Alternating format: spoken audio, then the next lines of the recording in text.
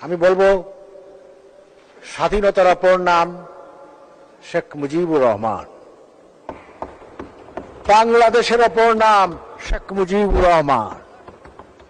এই স্তুঘানের মৃত্যু নেই, বঙ্গবন্ধুরও মৃত্যু নেই। যতদিন থাকবে বাংলাদেশ, সূর্য চন্দ্র তারকারাজি, ততদিন থাকবেন বাংলাদেশে বঙ্গবন্ধু। আমি বঙ্গবন্ধু শেখ মুজিবুর রহমান তোমার প্রতি শ্রদ্ধা জানাই, ভালোবাসা জানাই। তোমার প্রতি শ্রদ্ধা জানিয়ে বাজেটের বক্তৃতা আমি শুরু করছি।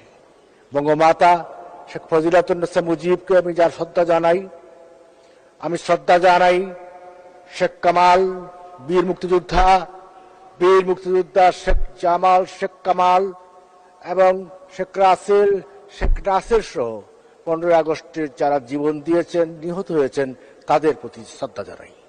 জাতীয় 4 নেতা যারা জীবন দিয়ে প্রমাণ করে গেছেন তারা বঙ্গবন্ধুরই লোক ছিলেন, তাদের প্রতি আমি শ্রদ্ধা জানাই। শ্রদ্ধা জানাই 30 লক্ষ শহীদ, 2 লক্ষ মা বোন, তাদের প্রতি শ্রদ্ধা জানাই। 52 ভাষা আন্দোলন থেকে শুরু করে বিভিন্ন পর্যায়ের গণতান্ত্রিক আন্দোলনে যারা জীবন দিয়েছেন তাদের প্রতি শ্রদ্ধা জানিয়ে আমার সংক্ষিপ্ত বক্তব্য শুরু করছি। আমি জানি মাননীয় speaker, time is running out, আমার বক্তৃতাও রানিং আউট। কাজেই আমি এখানে প্রথমে বলতে চাচ্ছি যে budget it's a tough thing. দাঁতের লাগে দাঁত ভেঙে যাওয়ার অবস্থা, এত কঠিন বিদ্যা। বাট অর্থনীতি রাজনীতি হচ্ছে যমজ ভাই। রাজনীতি ছাড়া যেমন অর্থনীতি চলে না, অর্থনীতি ছাড়া রাজনীতিও চলে না। এখানে উই আর লাকি পিপল। এ করতে বলবো যে আমেরিকার প্রেসিডেন্ট বারাক ওবামা, তিনি নাকি সেন্ট্রাল ব্যাংকের, কেন্দ্রীয় ব্যাংকের গভর্নরের সাথে ডিনারে বসতেন অর্থনীতি বোঝার জন্য। আমরা লাকি পিপল এই কারণে যে আমাদের leader of Bangladesh honourable prime minister Sheikh Hasina, তিনি এইটা নিয়ে মনে হয় 21টি আপনার বাজেটে দিতে যাচ্ছেন। তার কোনো গভর্নর সাথে বসার দরকার নেই, তিনি নিজে এখন গভর্নরকে ব্রিফ করতে পারেন, ডিকটেট করতে পারেন। মাননীয় অর্থমন্ত্রী এই বাজেটে আমি দেখেছি ফ্রম বিগিনিং টু এন্ড মাননীয় প্রধানমন্ত্রী শেখ হাসিনার চিন্তাধারার প্রতিফলন। কাজেই মাননীয় অর্থমন্ত্রীকে ধন্যবাদ যে আপনি কিন্তু এমন একটি বাজেট দিয়েছেন বৈশ্বিক সংকটকে মাথায় রেখে। আপনি কল্পনার রথে ছড়ে আপনি মঙ্গল গ্রহে যাওয়ার চিন্তা করেননি। আপনি বাস্তবতার মুখোমুখি দাঁড়িয়ে একটি বাজেট দিয়েছেন যেটা যথার্থ, বাস্তবসম্মত এবং বৈশ্বিক সংকটকে মাথায় রেখেছেন এই কারণে। এবং prevention is better than cure. Preventive ব্যবস্থা হচ্ছে এই বাজেট, যাতে অর্থনীতি সংকটে পতিত না হয়। আমরা একটা সিগন্যাল পেয়েছি গতকালকে, আপনার IMF তার 3য় কিস্তির ঋণ কিন্তু অ্যাপ্রুভাল দিয়েছে এবং টাকা দিচ্ছে। এটার মধ্যে সিগন্যাল আসে আমার ইকোনমি ইজ রাইট, আমার ইকোনমি কারেক্ট। ইকোনমি কারেক্ট না হলে IMF 3য় কিস্তির ছাড় দিত না। মানে ঋণ কাকে দেয়?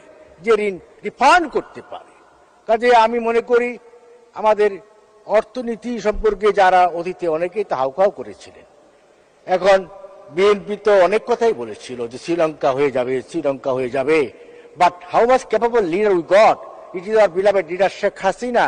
এমন সুইচ মেরে দিয়েছেন যে শ্রীলঙ্কা কেন, শ্রীলঙ্কা বাপও আসবে না, এমন মেরে দিয়েছেন।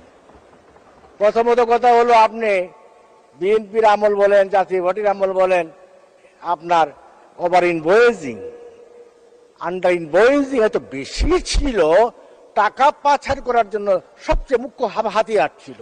এখন কিন্তু ওভার ইনভয়েসিং, আন্ডার ইনভয়েসিং একার সুশাসন প্রতিষ্ঠিত হয়েছে, কন্ট্রোল হয়েছে। এই ওভার ইনভয়েসিং, আন্ডার ইনভয়েসিং বন্ধ করতে পারলে পাচার কিন্তু বন্ধ হয়ে যাবে। কাজে আজকের এই দিনে আমি সদস্য জানি মাননীয় স্পিকার, টাইম চলে গেছে, আমারও সময় চলে গেছে।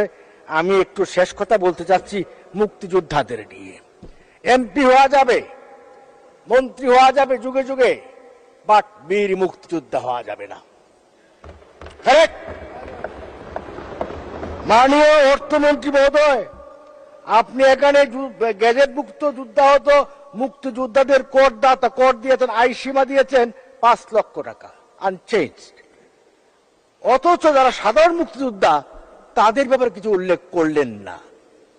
আমি প্রস্তাব করছি, সাধারণ মুক্তিযোদ্ধারা আছে, গ্যাজেটভুক্ত যুদ্ধাহত মুক্তিযোদ্ধারা যারা ব্যাটেল ফিল্ডে গুলি খেয়েছে, রক্তকরণ হয়েছে, মরে যেতে পারত, তাদেরকে আপনি 6 লক্ষ টাকা পর্যন্ত আপনি কর মুক্ত করে দেন।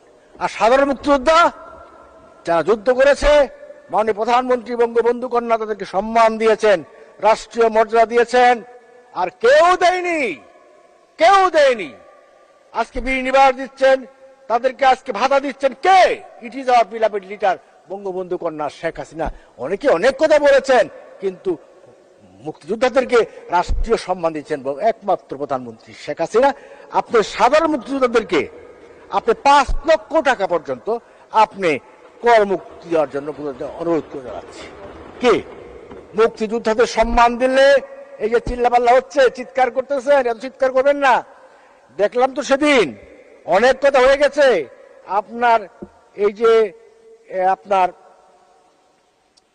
20-21টি পণ্য আপনার কর অর্ধেক কর্তন করা হয়েছে। এটা ভালো দেখেন না?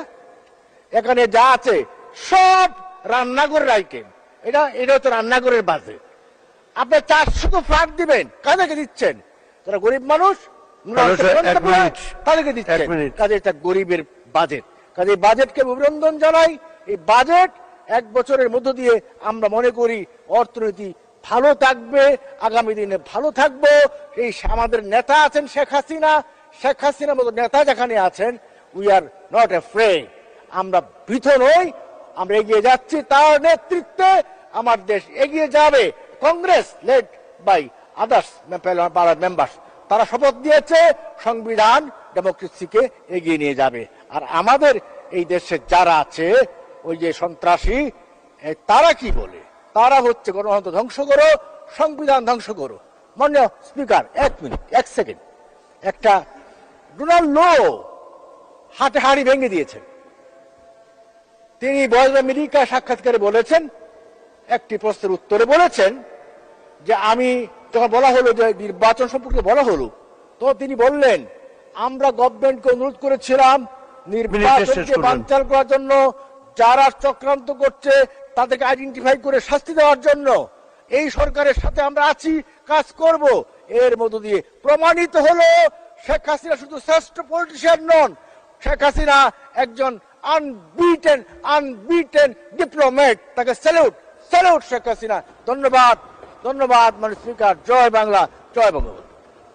ধন্যবাদ মাননীয়